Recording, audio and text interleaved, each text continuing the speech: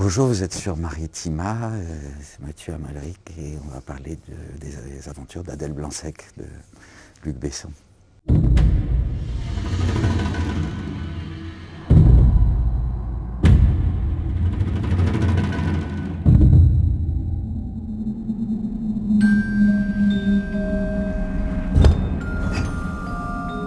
La mort est le seul chemin qui mène à la naissance.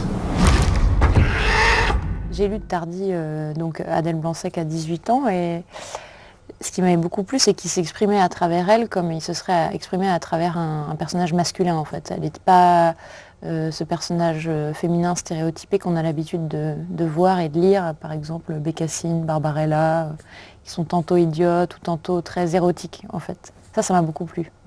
Et puis elle est moderne, elle est très rebelle, elle est têtue, décidée, elle sait ce qu'elle veut, elle est assez misanthrope et ça la rend touchante. C'était assez jouissif à jouer aussi. La bande dessinée, c'est déjà un storyboard. Il y a déjà des dialogues, donc c'est vrai que c'est plus accessible. Mais il y a vraiment quand même un passage, une transformation. C'est la première discussion qu'on a eue avec Tardy d'ailleurs, où je lui ai expliqué que sa bande dessinée se lisait entre 20 et 25 minutes et que moi, il fallait que j'en fasse 90. Donc j'allais être obligé de sortir des bulles.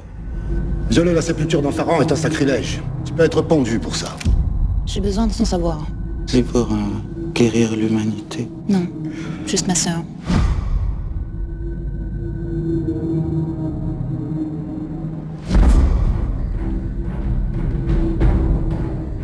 Regardez. Il n'était pas comme ça avant. Et bien sûr que non, André.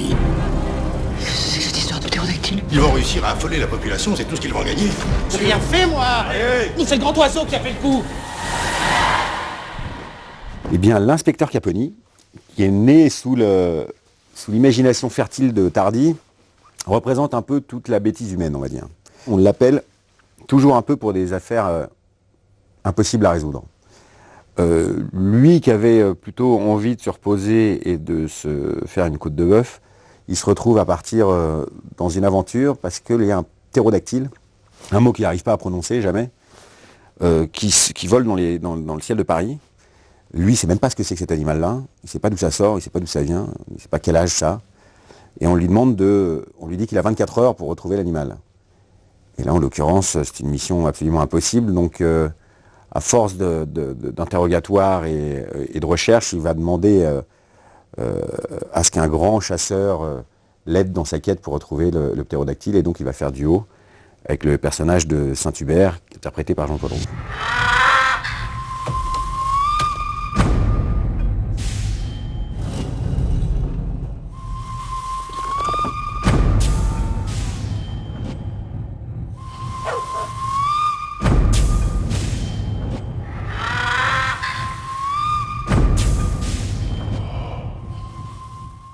Parce qu'il s'est passé des choses entre Dieu le veut et Adèle Blanc-Sec. Dieu le veut, peut-être le souhaiterait. Vouloir tuer quelqu'un, c'est peut-être proche de l'amour, je ne sais pas. Mais en tout cas, elle l'embobine bien, oui. C'est ça qui est très fort dans le personnage d'Adèle et que Louise fait tellement bien. En plus, ça se passe au début du siècle, mais c'est une journaliste ou une romancière plutôt. C'est une femme libre, quoi, indépendante. Et ça doit être un peu insupportable.